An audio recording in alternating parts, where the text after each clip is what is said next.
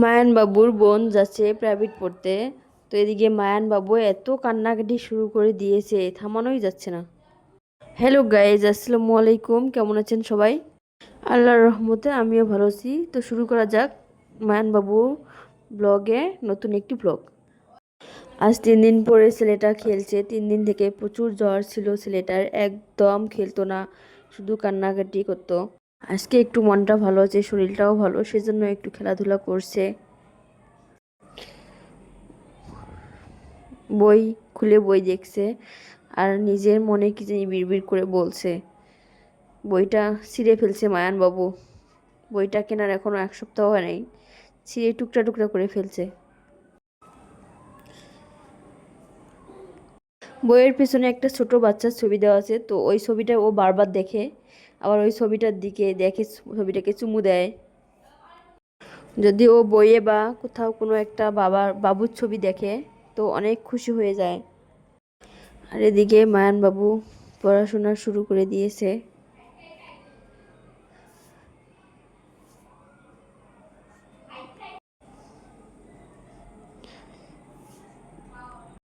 আমি ওকে বই খুলে দিচ্ছি যে পড়ো, হবে না, ও নিজে নিজে খুলবে। আর এদিকে ও মুড়ির বয়ম নিয়ে আসছে, মুড়ি খাবে। খুলে দিলাম, তো সব মুড়ি ফেলছে, ফেলে দিয়ে এখন আবার সব মুড়ি একা একাই খুঁটে খুঁটে তুলছে। মুড়ি অনেক পছন্দ করে। মুড়ি যদি ওর সামনে থাকে খেতেই থাকবে খেতেই থাকবে। আবার এদিকে মুড়িগুলো নিয়ে গিয়ে পুরা রুমে ছিটাচ্ছে।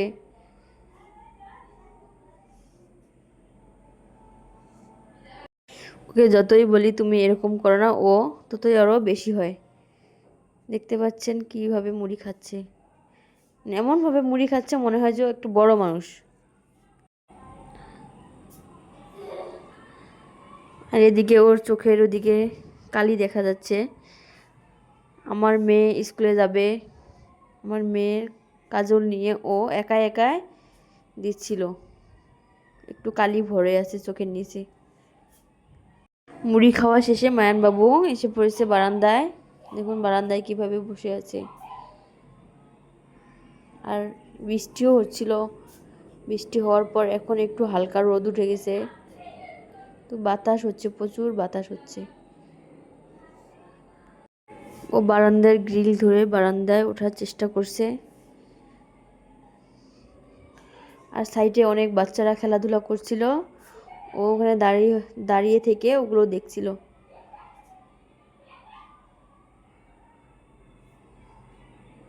আমি ওকে ডাকছি, ও এসে আবার এই কোনায় বসছে।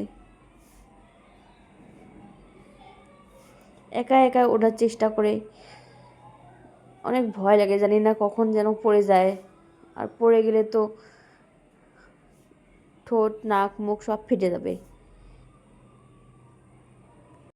আর এদিকে দেখুন মায়ানবাবু কী সাজছে। ওর মামি নিয়ে গিয়ে ওকে মেয়ে সাজাইছে। ওর মামির সাজাগোজা জিনিস দেখছে, বারবার সাজতে চায়।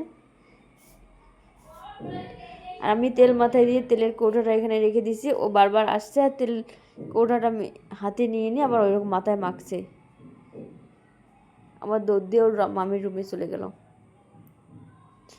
তো মামির রুম থেকে এসে দোলনায় চড়ার বায়না। আবার আমি ওকে দোলনায় উঠিয়ে দিলাম।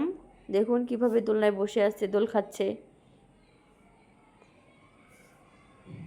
একবার এভাবে দোল খেতে খেতে এমনভাবে পড়ে গেছে, ওকে আমি নামাতে চাচ্ছি, ও নামবে না।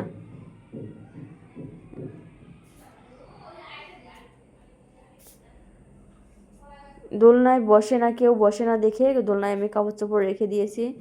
তো কাপড় চোপড় রেখে দিয়েছি, এখন আবার এ বসতে চায়।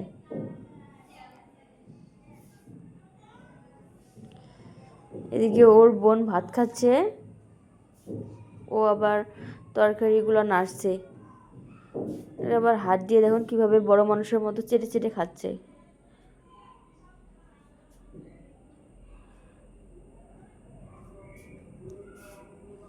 ওকে বলছি মজা লাগছে, ও কিছুই বলছে না, ও তরকারির ঝোলগুলো চাদরে মাখছে।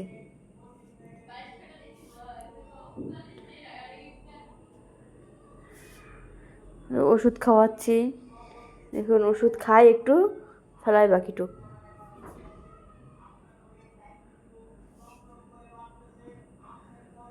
ওষুধ খাওয়ার সময় এত জ্বালা যন্ত্রণা করে যে কিছুতেই ওকে ওষুধ খাওয়াতে পারি না।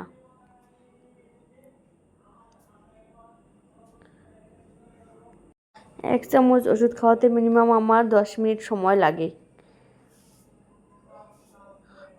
আজকে তার একটু তাড়াতাড়ি খেয়েছিল, টিকটিকির ভয় দেখাইছে, এই ভয়ে তাড়াতাড়ি খাইছে।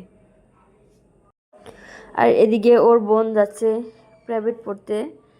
ওর বোন যেখানে যায় ও সেখানেই যাচ্ছে, আবার বোনের ওড়না ধরে টানছে, বোনকে যেতে দিবে না। বোন যাবে তার আগে গিয়ে ও দরজা খুলছে যাওয়ার জন্য।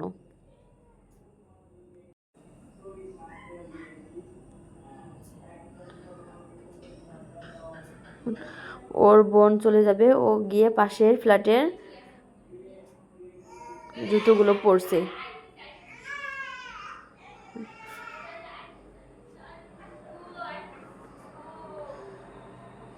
ওকে আমি টেনে আনছি, ও কিছুতেই আসবে না, বারবার ও সিঁড়ি দিয়ে নামতে যাচ্ছে। ওকে আমি টানছি রুমে আসো, ও রুমে আসবে না, ওই জুতা জোড়াই নিবে। পরে আমাদের রুমের জুতা দেখিয়ে ওকে রুমে নিয়ে আসার চেষ্টা করছি আমি।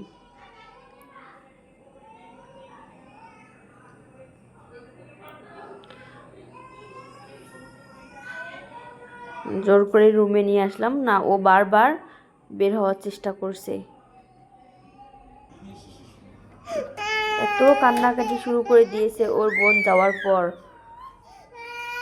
তো ভিডিওটি এ পর্যন্তই। ভালো লাগলে আমার চ্যানেলটিতে একটি সাবস্ক্রাইব করে দিবেন এবং আমার ভিডিওটি দেখবেন। ধন্যবাদ সবাইকে।